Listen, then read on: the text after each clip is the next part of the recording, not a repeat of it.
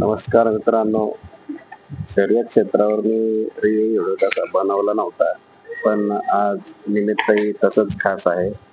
जनतेच्या मनातली हिंद केसरी जोडी, द्वादशम हिंद केसरी कोहिनूर बकासूर आणि हिंद केसरी बलमा ही अंगापूर मैदानामध्ये आज पळाली.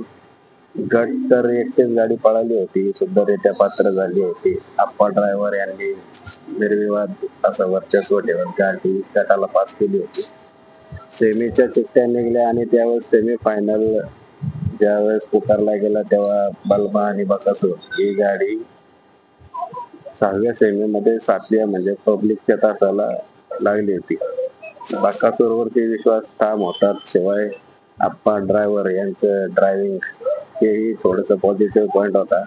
आणि या गाडी माग बऱ्याच प्रेक्षकांच्या प्रार्थना होत्या, इच्छा होत्या. त्यामुळं आज जरी गाडी पब्लिकने लागली असली तरी ती पास होईल ही मनाला खात्री नक्कीच होती.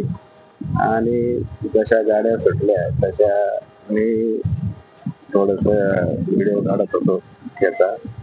पण जशा गाड्या सुटल्या तशी गाडी आज नेहमीपेक्षा चांगल्या रीतीने ती पुढे पळाली आणि अटीतटीची लढत झाली अशी आपण थोडीफार म्हणू शकतो. निकालावर थोडीशी अटीतटीची लढत झाली. शेजारची गाडी देखील चांगली पळाली, पण बकासूर आणि बलमा ही गाडी 7व्या तासावर फायनल साठी पात्र झाली. चांगल्या काळात साथ देणारे बरेच असतात, पण ज्यावेळेस आपला एखादा डाऊनफॉल चालू असतो त्यावेळेस एखाद्याला साथ देणं आणि त्याची मदत करणं हे आपण बैलगाडा शर्यत क्षेत्राकडनं शिकू शकतो. आणि बैलगाडा शर्यत क्षेत्रामध्ये याचं उदाहरण बऱ्याच वेळा येतं. बैलगाडा शर्यत क्षेत्र आपल्याला एकमेकांवर प्रेम करायला शिकवतं, त्याचं हे उदाहरण पाहायला मिळालं. आणि अशाच इथून पुढं चांगल्या चांगल्या शर्यती होत राहाव्यात. आणि हा खेळाचा भाग असतो.